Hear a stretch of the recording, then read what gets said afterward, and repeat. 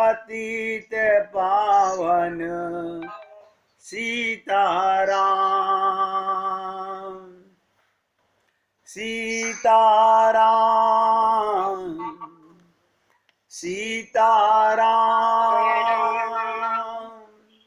भज प्यारे मन सीताराम सीताराम सीताराम भज प्यारे मन सीताराम रघुपति राघव राजा राम पतित पावन सीताराम रघुपति राघव राजा राम पतित पावन सीताराम सीताराम सीताराम भज प्यारे मन सीताराम सीताराम सीताराम भज प्यारे मन सीताराम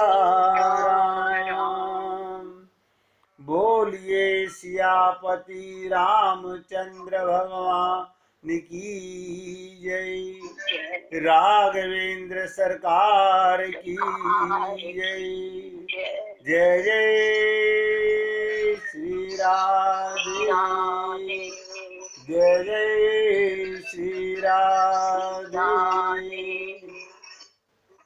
सभी भक्तों से निवेदन, सत्संग का प्रत्येक शब्द बहुत एकाग्रता से ग्रहण करना चाहिए। भगवान की कृपा से हम सत्संग में आ तो गए, लेकिन हमें स्वयं पर भी कृपा करनी चाहिए। हमें स्वयं पे कृपा वो कैसे? ये घंटा सवा घंटा अपने मन को पूर्ण एकाग्र करके रखो। भूल जाओ कि संसार में कोई और तुम्हारा है। मैं देखता हूं कि लोग सारे काम करते हैं, घर वालों की भी सुनते हैं, परिवार वालों को जवाब भी देते हैं। पहली बार तो परिवार वालों की गलती कि वो एक सवा घंटा भी तुम्हें एकाग्रचित नहीं रहने देना चाहते। उन्हें चाहिए कि आपको घंटा सवा घंटा तंग ना करें, बल्कि आप उनकी तरफ देखो तो वो आपको के क्या देख रहे हो? आपका ध्यान सत्संग में हमारी तरफ है। लेकिन ऐसा होता नहीं। क्यों? वो भी मन के गुलाम हैं, हम भी मन के गुलाम हैं। बार बार सोचिएगा, हर जन्म में हम अपराधी साबित हुए। अनंत जन्म गुजर चुके और अनंत जन्मों में अनंत बार अनंत पाप करने का ही ये फल कि फिर 84 लाख योनियां। अब तो आदत पड़ गई है, क्या फर्क पड़ता है? मल के कीड़े बन जाएंगे तो क्या फर्क पड़ता है? कुत्ते बिल्ली गधे बन जाएंगे तो क्या फर्क पड़ता है? भैया मैं तो निवेदन कर रहा हूं, देखिए किसी के यहां से बहुत तेज आवाज आ रही है।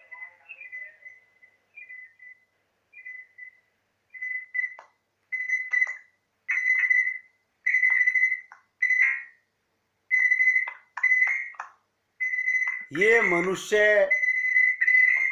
नहीं भैया, कोई आवाज मेरी इको होने लगी वापस।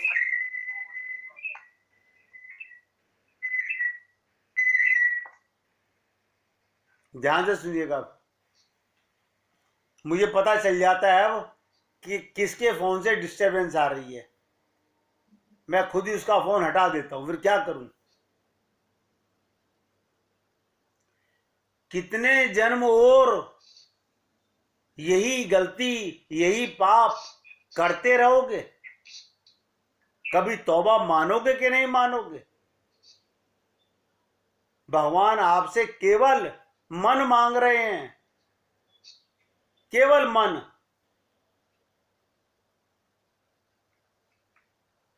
आपको पूजा अर्चना उपासना में कुछ खर्चा करने की आवश्यकता नहीं, जब तक हृदय का भाव ना हो। मैं सोचता रहता हूं कितनी नौटंकियां चल रही हैं। आप किसे धोखा दे रहे हो? भगवान को, या गुरु को, या स्वयं को? धोखा तो दे रहे हैं, लेकिन तीनों में से सोच के देखिएगा, क्या भगवान को, क्या गुरु को, या अपने आप को? अपने आप को तो हम गलत मानते ही नहीं, भगवान को धोखा दे सकते नहीं, तो गुरु को दे रहे हैं।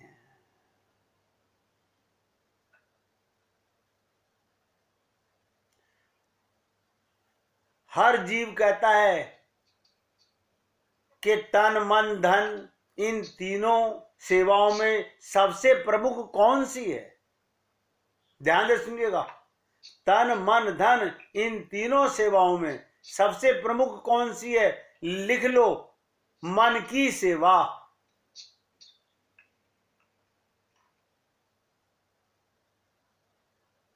मन सदा, ये सदा को अंडरलाइन करना, मन सदा गुरु और भगवान के अनुकूल रहे, बस। संसार बुरा मानता है तो माने। आप मुझे सोच के बताइएगा, अगर आप जेल में बंद हो और आपको जेल से मुक्त किया जा रहा हो, जेल से मुक्त किया जा रहा हो, और आपके जेल के अंदर यार दोस्त बन गए हो, परिवार बन गया हो, तो आप जेल में रहना पसंद करेंगे?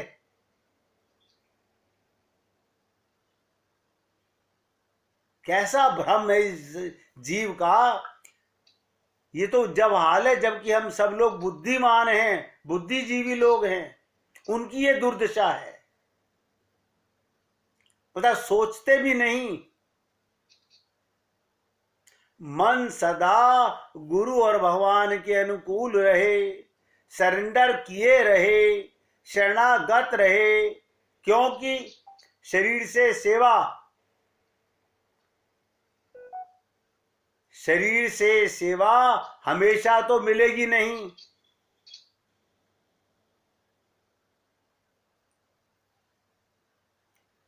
ध्यान से सुनिएगा, शरीर से सेवा हमेशा तो मिलेगी नहीं। मान लो किसी के हाथ नहीं है, किसी के हाथ नहीं है, कट गए,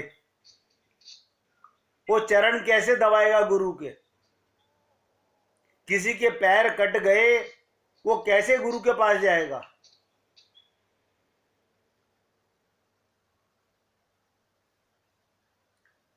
किसी के पास खाने को पैसा नहीं है, तो वो धन से सेवा कैसे करेगा? तो तन और धन की सेवा ये गौण है, जिसके पास हो उसे करनी चाहिए।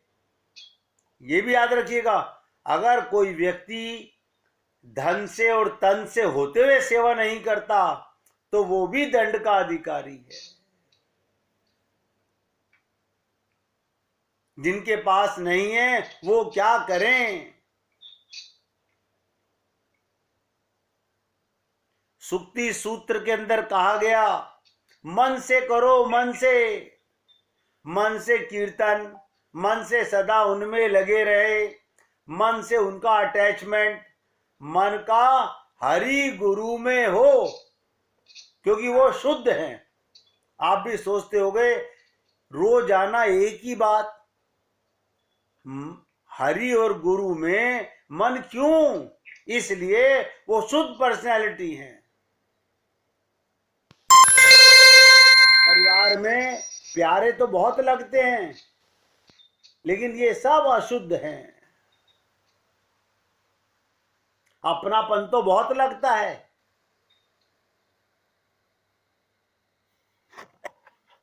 लेकिन हम लोग समझ ही नहीं पा रहे।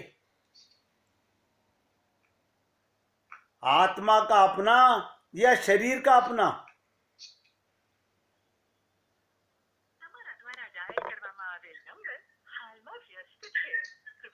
अगर संसार के लोगों में मन जाएगा तो रट लो, अगर संसार के लोगों में मन जाएगा तो पहले से ही गंदा है और गंदा होगा। इसीलिए प्रमुख सेवा मन की, और जो शरीर से करे वो करे, अच्छा है, पवित्र होगा। जिसके पास धन है वो धन से करे, अच्छा है, लेकिन मन की सेवा सबसे बड़ी सेवा है। शरण ग्रहण करने पर भी यदि शरणागत को चिंता करनी पड़े, ये बात जो बता रहा हूं एक लाइन है, ध्यान से सुनिएगा। शरण ग्रहण करने पर मैं किसी की शरणागति चला गया और यदि शरणागत को चिंता करनी पड़े तो शरण काहे की है?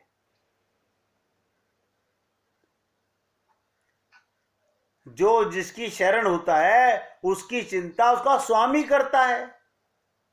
इससे मालूम पड़ता है अगर सत्संग सुनने वाला कोई भी जीव अगर ये कहता है हमें बहुत चिंता रहती है, पता नहीं भगवान मिलेंगे कि नहीं मिलेंगे,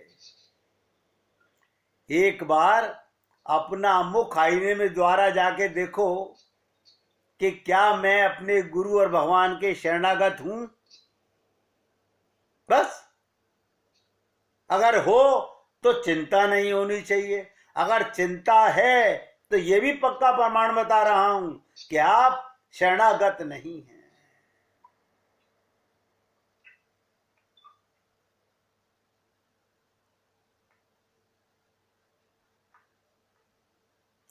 पापी के पाप से घृणा करो, पापी से घृणा मत करो, उससे तो प्रेम करना चाहिए। अपने को बचाते हुए ऐसी चेष्टा करनी चाहिए जिससे पाप से मुक्त हो जाए। हमें परिवार में ही रहना है, परिवार में ही रहना है, परिवार को छोड़कर कहीं नहीं जाना। लेकिन कहना रहना कैसे है? उनमें लिप्त नहीं होना।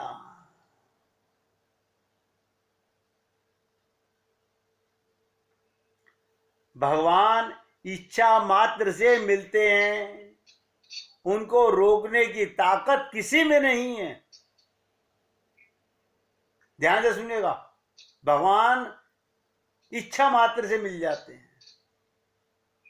छोटा बालक रोता है, मां तुरंत आ जाती है। बालक घर का कुछ भी काम नहीं करता, उल्टे काम करने में मां को बाधा डालता है, पर जब जैसे ही रोता है घर वाले जो होगा तुरंत उसके पक्ष में खड़ा हो जाएगा।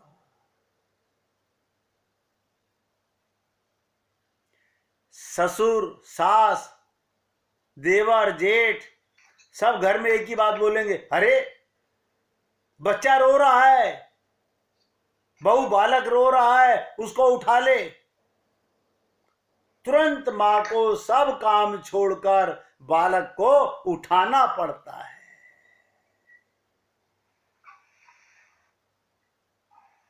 राम सुखदास जी कहते थे कि संसार का गोबर उठाने की इतनी इच्छा करते हो, भगवान को पाने की इच्छा नहीं कर सकते।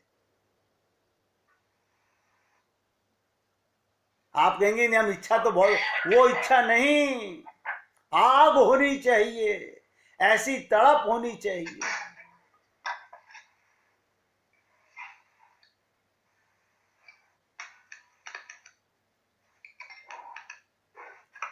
इच्छा वो जो मरे नहीं, बदले नहीं,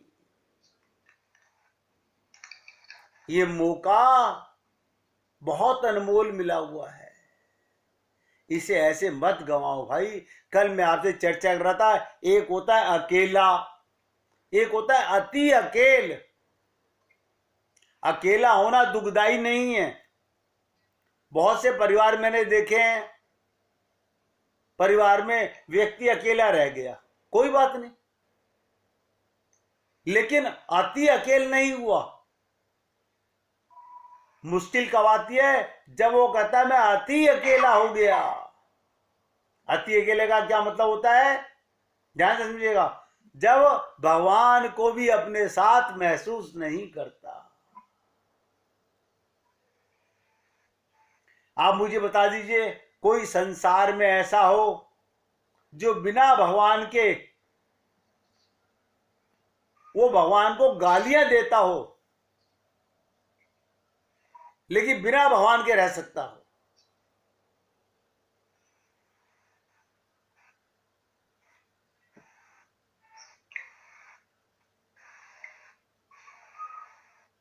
नहीं ऐसो जन्म बारंबार, नहीं ऐसो जन्म बारंबार, का जानू कौन पुण्य प्रगट्यो, पायो सुंदर मनुज अवतार। ये मनुष्य का शरीर, ये भी एक अवतार है। देवता तरसते हैं। सोच मन, ध्यान से सुनिएगा, सोच मन दिन प्रतिदिन, घटत आयु जात समय नहीं लागे बार। अरे डार से जो पात टूटे, मनुआ फेर न लागे डार।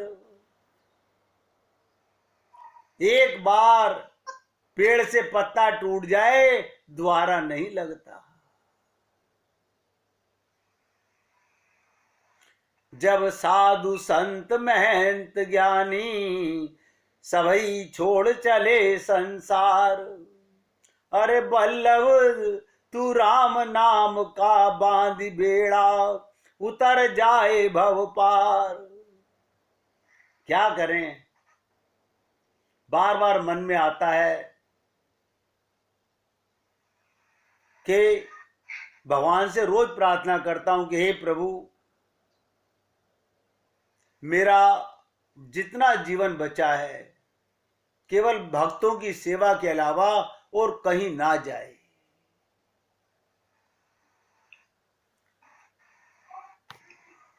यही प्रार्थना करता हूं कि हे गोविंद, जब इतनी गुरु की कृपा हो गई तो इतनी कृपा और हो जाए कि मैं भक्तों के जो मुझसे सेवा बन सके मैं उनकी करता रहूं। देखिए, मैंने आपको बताया प्रताप भानु, यही रावण बना बाद में। ये अपने आप को अति अकेला महसूस करने लगा, भगवान को भूल गया। उस समय प्रताप भानु को ईश्वर की भी याद नहीं है। ऐसे समय उसकी इच्छा उसे लोभ मृग के पीछे दौड़ाती ले गई। और आप और हम लोग भी ये संसार में माया मृग के पीछे ढूंढ रहे, दौड़े चले जा रहे हैं। कभी सोच के तो देखिएगा रुक के कि क्या पाना चाहते हो यहां पर, जब सब कुछ छोड़ के ही जाना है। यहां और क्या पाने के लिए रह गया है? केवल एक लोभ के कारण हमारा बार बार पतन होता है। तुलसीदास जी, ध्यान दीजिएगा, एक कथा सुना रहा हूं आपको।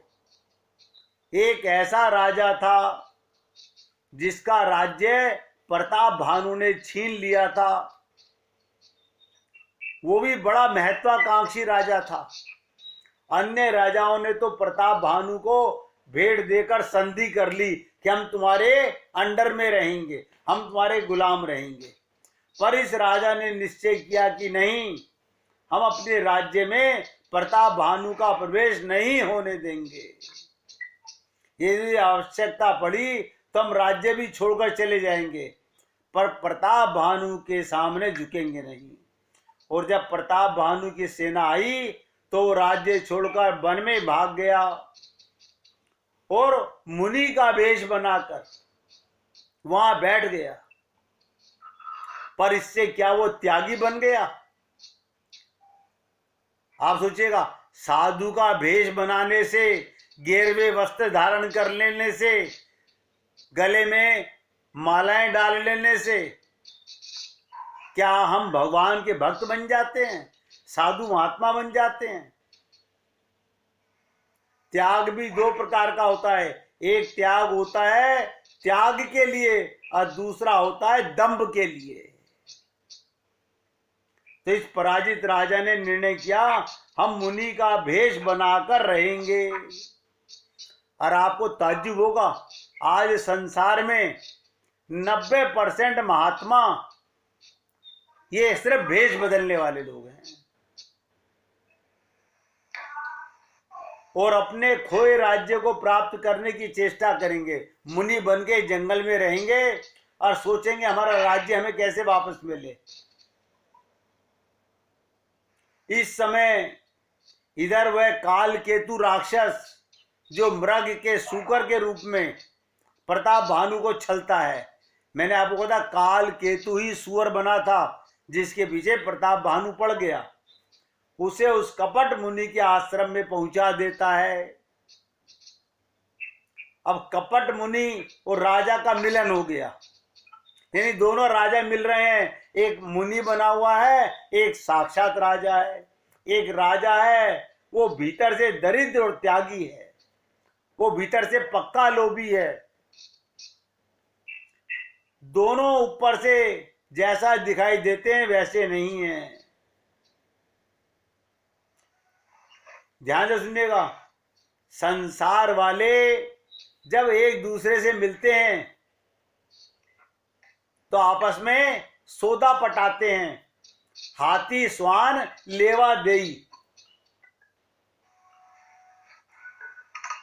सोचते हैं सामने वाले को कुत्ता देकर हाथी ले लिया जाए। हम संसार में सब स्वार्थी हैं। यदि आदमी ज्यादा दूर निकला तो सोचता है अगर कुत्ते के बदले हाथी देना पड़ा तो कागज का हाथी दे दूंगा।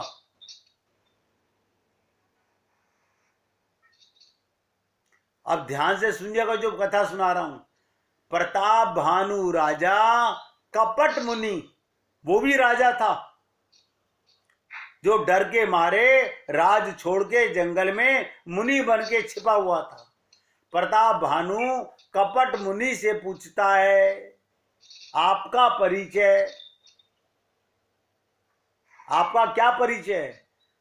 तो जो मुनि बना हुआ था राजा कहता है, नाम हमारा भिखारी। अब हमारा नाम भिखारी समझ लो। मुझ जैसा निर्धन और घर द्वारहीन का भला क्या परिचय।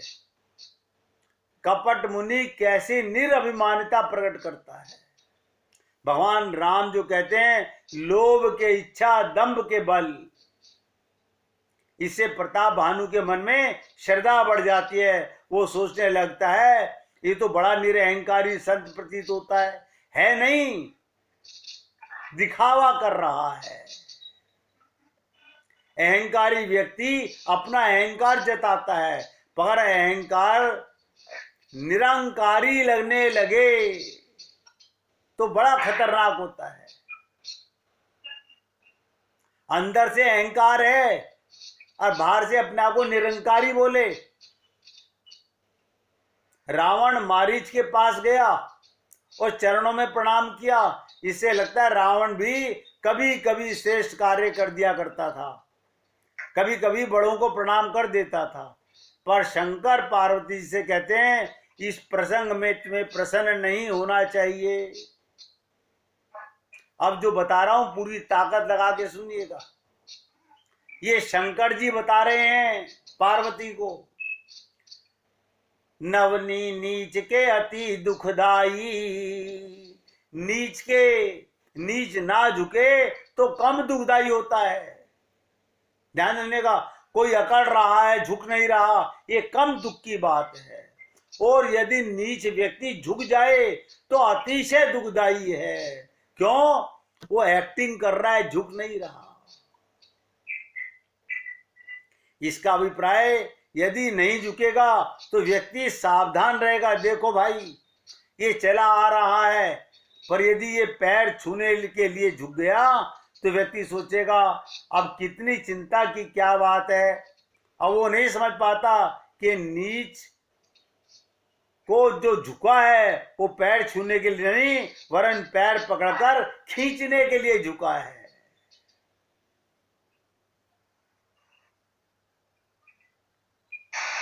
ऐसी स्थिति में ये निरभिमानिता नहीं बल्कि दंभ का दूसरा रूप है।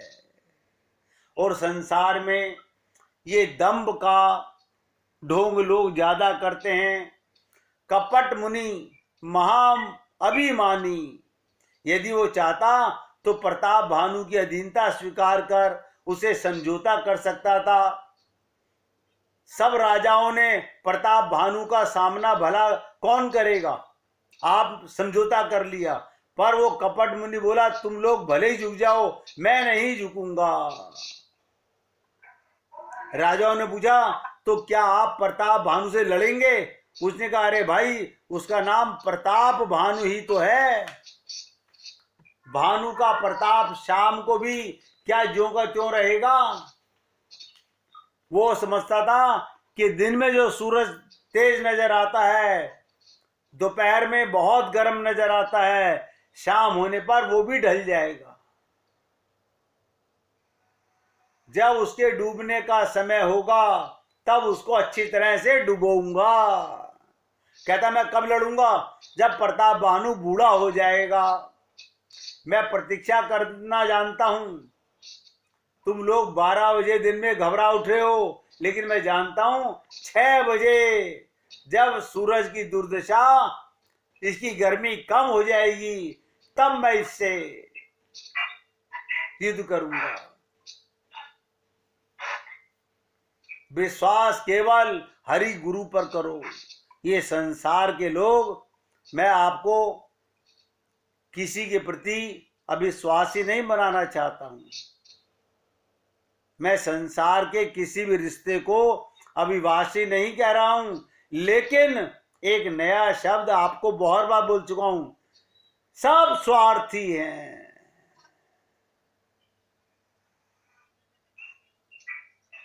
निस्वार्थ तो केवल गुरु और भगवान के साथ हो सकता है। जो जो कपट मुनि उदासीनता की बातें कहता, त्यों तो राजा प्रताप भानु के मन में उसके प्रति विश्वास बढ़ जाता। आपने देखा होगा रामचरितमानस में विश्वास के 2 पक्ष दिखाई गए हैं। भवानी शंकरो बंदे श्रद्धावास विश्वास रूपिणो कहकर उसके पक्ष की महिमा गाई गई है। ईश्वर में एवं संत में विश्वास होना परम कल्याणकारी है, ये रामचरितमानस कह रही है। भवानी शंकरो बंदे श्रद्धा विश्वास रूपिणो, जहां श्रद्धा और विश्वास नहीं वहां प्रेम टिकेगा नहीं। जहां विश्वास बड़ा घातक सिद्ध हुआ, केवल विश्वास होना अपने आप में गुणकारी नहीं, इसका कोई अर्थ नहीं चाहे जहां विश्वास कर लिया। रावण पर सीता ने विश्वास कर लिया था, रावण पर सीता जी ने विश्वास कर लिया था, प्रताप भानु ने कपट मुनि पर विश्वास किया। तो इन लोगों का विश्वास साधक हुआ कि घातक हुआ, सोच के देखिएगा। प्रताप भानु की भी यही दशा हो गई, वो कपट मुनि के जाल में फंस जाता है और हम लोग संसार के जंजाल में फंस जाते हैं।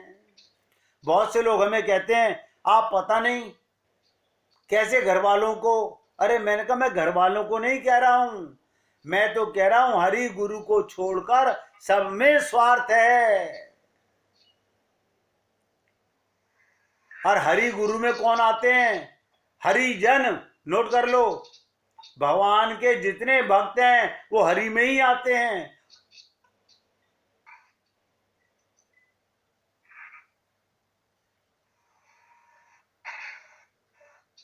ये स्टोरी याद रखना।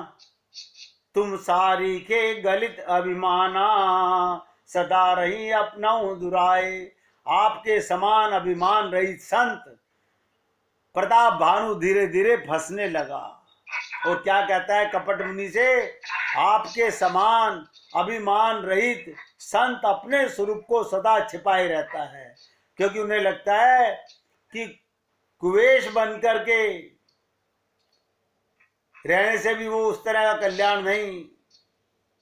तो कपट मुनि से उसका नाम पूछा तो उत्तर में उसने कहा, नाम हमारो एक तनु, मेरा नाम एक तनु है। प्रताप भानु बोला, महाराज ये तो बड़ा विचित्र नाम है, कभी सुना आप लोगों ने एक तनु? ऐसा नाम हमने कभी नहीं सुना। एक तनु का अर्थ क्या होता है? तो कपट मुनि ने क्या कहा? आदि सृष्टि उपजी जवई, तब उत्पत्ति में मोरी। जब सृष्टि पहले उत्पन्न हुई तब से मेरा ये शरीर है। अन्य लोगों का शरीर तो बदलता रहता है, मैं एक ही तन में चला रहा हूं। व्यक्ति कितना भ्रमित हो जाता है। रहीम से किसी ने पूछा था, ध्यान से सुनिएगा, रहीम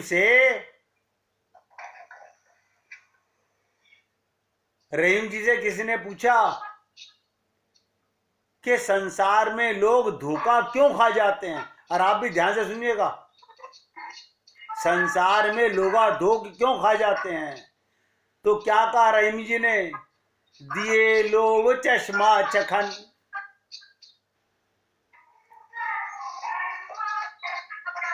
भैया किसी के यहाँ बच्चों की आवाज आ रही है, कृपा करके शांत रहिए। दिए लोभ चश्मा चखन, लघु बड़ो लखाए। जब लोभ का चश्मा, ध्यान से सुनो, हम संसार में भ्रमित कैसे हो जाते हैं? जब लोभ का चश्मा आंखों पर चढ़ जाता है तो छोटा भी बड़ा दिखाई देने लगता है।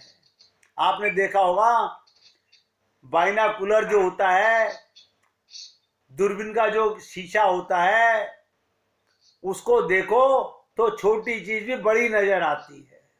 ये लोभ का चश्मा, ये संसार में जो लोभ है, जो छोटी वस्तु को बड़ा करके दिखाती है, इससे लोग धोखा खा जाते हैं। प्रताप भानु को कपट मुनि पर ऐसी श्रद्धा हो गई, बोला महाराज आपके समान तो मुझे कोई व्यक्ति संसार में मिला ही नहीं। देखिएगा, अपने असली गुरु को भूल गया, कपट मुनि पर विश्वास कर लिया।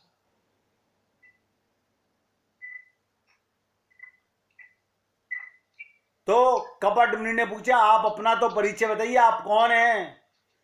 तो प्रताप भानु बोला, नाम प्रताप भानु अवनीशा, तासु सचिव मैं सुनाऊं मुनीषा। मैं मुनीश्वर, सुनिए, प्रताप भानु नाम के एक राजा हैं, मैं उनका मंत्री हूं। देखो दोनों झूठ बोल रहे हैं। वो राजा होके कह रहा है मैं मुनि हूं, मैं अपना नाम एक तनु हूं, क्या नाम बताऊं अपना, भिखारी हूं। और प्रताप भानु कह रहा है एक राजा प्रताप भानु है, मैं उनका मंत्री हूं। प्रताप भानु साफ झूठ बोल गया, लेकिन जब उसने ये चमत्कार देखा तो बोल उठा, महाराज मैं आपसे झूठ बोल गया था।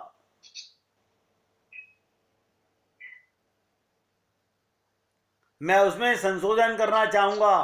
कपट मुनि ने तुरंत रोका और बोला, बतलाने की जरूरत नहीं, हम तो पहले से ही जान गए थे। क्यों? वो राजा तो जानता था प्रताप भानु है, उससे डर के छुप के बैठा हुआ था, धोखा दे रहा था। तब तो महाराज आप मुझ पर बड़े गुस्सा हुए होंगे। प्रताप भानु ने पूछा। कपट मुनि बोला, नहीं, तुमको जो कपट किया वो मुझे अच्छा लगा। कीनेऊ कपट लागु भल मोहा। तुम बड़े राजनीतिज्ञ हो, बड़े बुद्धिमान हो, पर प्रताप भानु उसका व्यंग नहीं समझ पाया। जब व्यक्ति की झूठी तारीफ करो तो वो फूला नहीं समाता। कपट मुनि का तात्पर्य था कि तुमने जब कपट किया तब मैं भी यही अगर कपट करूं तो कोई दोष नहीं होगा, तुम भी कपटी और मैं भी कपटी। चलो ये अच्छा हुआ कि कपट तुम्हारा और मेरा शुरू हो गया। पहले मैंने पूछा तुम कौन हो, तुम झूठ बोल गए, इससे मुझे प्रसन्नता हुई। चलो मुझे भी झूठ बोलने की सुविधा मिल गई। इसका परिणाम क्या होता है? 1 मिनट कीर्तन कीजिए।